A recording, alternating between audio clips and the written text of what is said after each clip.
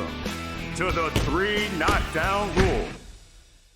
And welcome to the latest edition of Quick Jabs, brought to you by 3 Knockdown Rule. I'm Steve Kim. All right, programming reminder, Mario is still in Buffalo taping his next upcoming Christmas holiday movie.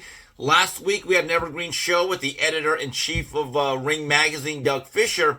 This week's evergreen edition will feature the great Jim Lampley as we talk about his new book, It Happened, and then we'll take a week off. Then mid-April, Mario and I return back in studio for a regular edition of 3 Knockdown Rules. Right, so let's take a look at what happened this past weekend. I was out there in Las Vegas at the Fontainebleau, brought to you by Top Rank and ESPN. Couple quick thoughts on what I witnessed. The main event, there was no debate this time. Mikaela Mayer successfully defends her WBO women's welterweight title against Sandy Ryan. This time around, Mayer really started off quickly. She was much quicker and faster right down the middle with the jab and the right hand and the 1-2 combinations, and every once in a while throwing a clean-up hook. And she did some really good work to the body. After about 5 or 6 rounds, it was either a shutout or maybe 4-1, 5-1. To Ryan's credit, she came back, rallied, had some really good moments in rounds 8 and 9. And by the end of the 10th, though, I thought that round could have gone either way. I was sitting right next to Al Bernstein. We both agreed.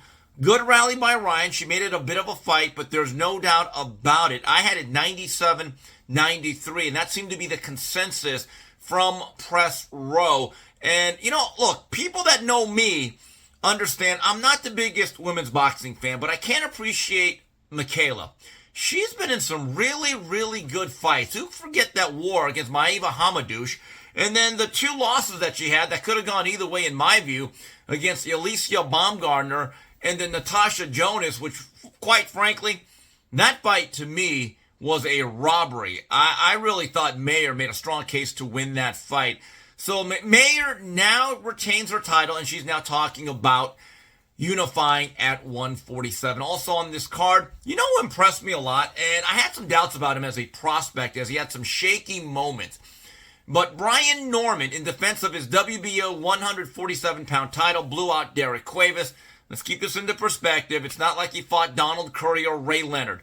But he did what he should do against a rather nondescript opponent. He was fast, he was quick, he was twitchy, and he showed power in both hands, and he got rid of him in 3.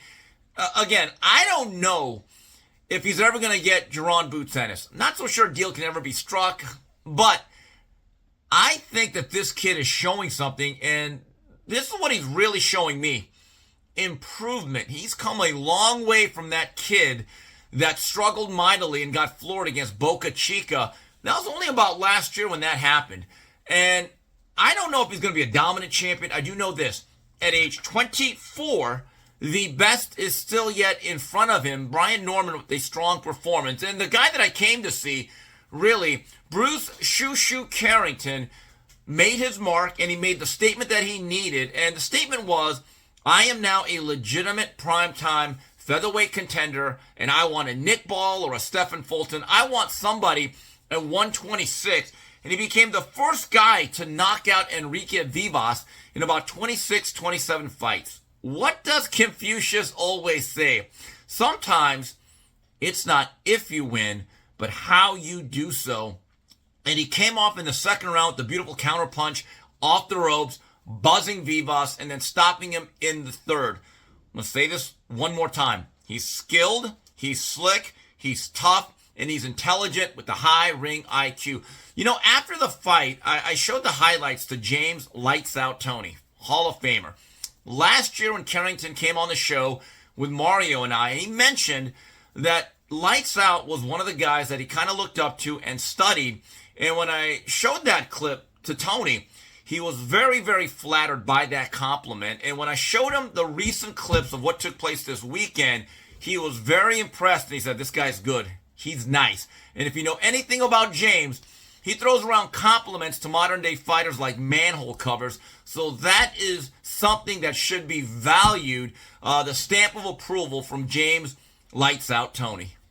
Also on this Saturday night from Cancun, Mexico, brought to you by Golden Boy Promotions on the Zone, it was the lightweight rematch between Tevin Farmer and William Zepeda, who battled in November. Back then in Saudi Arabia, I thought it was a very, very close fight. It was an eye-opening occurrence as Zapeda was the one that saw the floor against the relatively light-hitting and slick Tevin Farmer. This time around, I don't think the scores really indicated what this fight was. Did Farmer have some moments? Did he show some grit? Did he show some guts hanging in there against that onslaught? Did he win a few late rounds? Absolutely.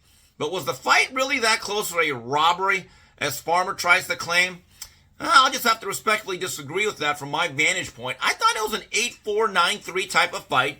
Zepeda overwhelmed him early, and Farmer throughout the night was complaining of various ailments, but overall, the work rate, the steady activity, but, you know, I just wonder, though, you've gone 22 rounds with Tevin Farmer. You're now the WBC interim champion at 135. So the question is, did he get experience as he looks up to a fight with Shakur Stevenson, or did he get exposed? Now, again, Farmer's not a carbon copy of Stevenson, but he's a slick, athletic, well-schooled southpaw that can counterpunch. Now, I would make the argument that, yeah, these 22 rounds are going to help, but here's a question that I have for Oscar De La Hoya, who says a lot of things about other fighters having to step up, always taking the toughest, roughest, best fights. Last year, he was number one in all 4 sanctioning bodies. Now he's the WBC interim. He told me right to my face after he beat Giovanni Cabrera in Ontario, no, we're not going to wait. It's going to be a title shot. Well, now he's had 2 fights against the same guy. It is now time to pull the trigger and see what you have. Is he an underdog against Stevenson? Yes. But here's the bottom line. Most guys are underdogs against Stevenson, but Stevenson is a fighter that admittedly has bad hands. I believe that Zapeda needs to do whatever he can to force the tempo, walk through punches, and you never know. Maybe Stevenson has to fend him off, and in that process, hurts his hand again, and now you have an advantage. But regardless, it is now time for Cameron to jump up to that next level and fight for a major belt. Also on this card, one of the best fighters in the world and a guy that's become must-see TV, WBO and WBA middleweight champion Oscar Collazo. He blew out Edwin Cano in 5 rounds. Once again, this is a guy that I love to watch because stuff happens. And you watch various pound-for-pound lists and videos, people talking about it. He fits all the criteria, and he makes a strong argument for being in there around 8, 9, or 10. I don't care that he only has 12 fights. He's 28 years old. He's fully formed and developed, and he's a unified champion in addition to having the ring belt. Texted Eric Gomez after the fight. He was out there in Cancun on behalf of Golden Boy, and I said, Eric, it is now time to bring that young man to the island of Puerto Rico. Eric agreed. It is time. And to that I say, wepa.